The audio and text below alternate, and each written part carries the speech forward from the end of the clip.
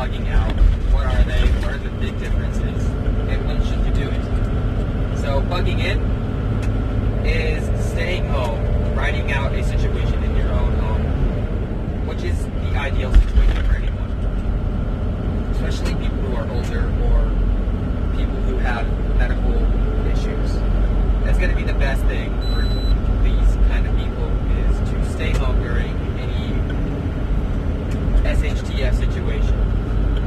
Make sure you have enough food and water to last at minimum 1 week. I'd say at most, if you're the average person, at most have a month or.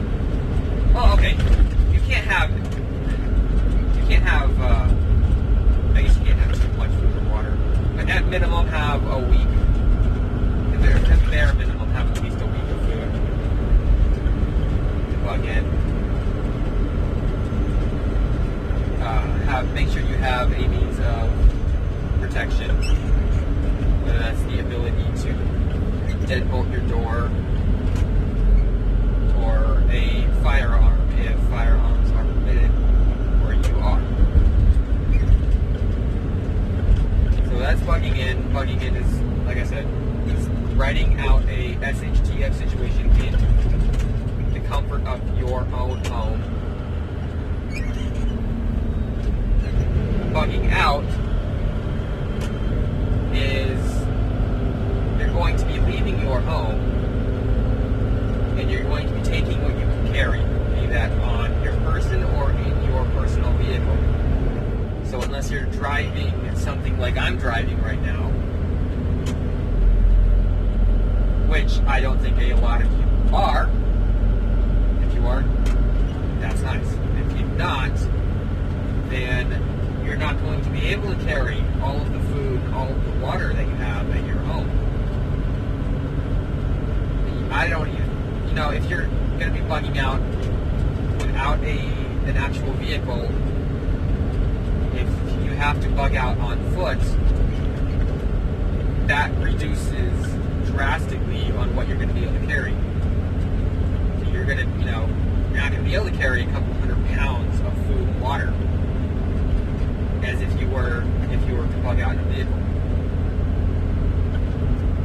So bugging out, you're not going to be able to carry a lot, and you're not going to be able to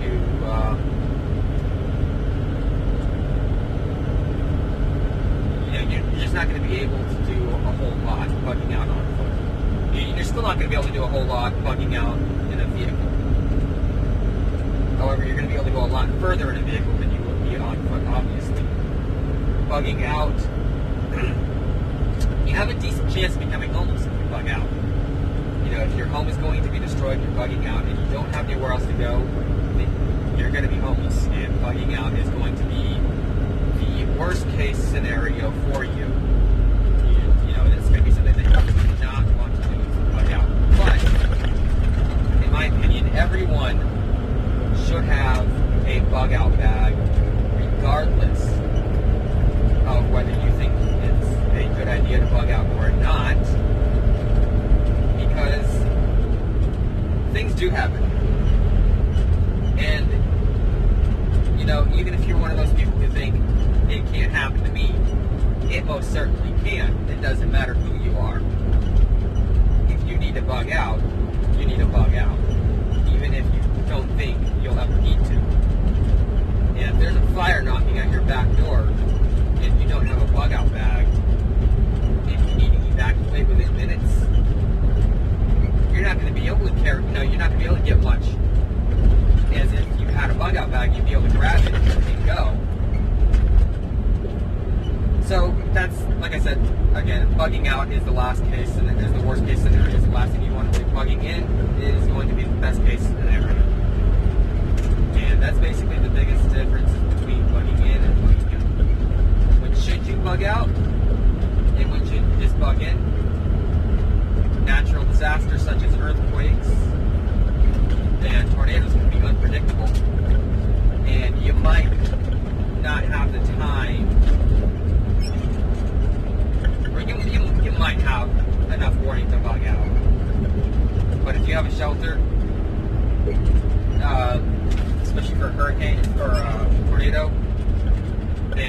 bugging in would be your best bet. And earthquakes can be very unpredictable. So, I mean, not even I would really know exactly what to do in the case of an earthquake. I don't live where there are any earthquakes, fortunately. However, I am constantly in places that are in threat of, quote unquote, the big one. But I'm always on the move. So my whole life is basically like a bug out when I'm, not at home. Bugging in, if you don't live in direct threat of major flooding on the coast, then bugging in during a low threat hurricane, category 2 or under, I'd say would be okay to bug in. I'd say there's no reason to bug out for a smaller hurricane. Sure, if you live in Miami and you're getting a category 5, yeah, it's probably a good idea to evacuate. But if you live, 50 miles north of Houston and Houston's expected to get a category 2, then there is no reason to bug out. You're going to be fine staying home, or you should be fine staying home. Just make sure you have enough food and water. Again, if you have evacuation notices for fires, then yeah, it's probably a good time to get your bug out bag and leave. During the pandemic is no reason to bug out. None whatsoever. Civil unrest. In my case, if we ever have civil unrest in my area, I live downtown. I can literally see federal buildings downtown out of my balcony. Civil unrest, I'm going to say I still would bug in. For me, there's no reason to bug out, even for civil unrest. Mainly because where I live, I don't foresee civil unrest getting bad at all.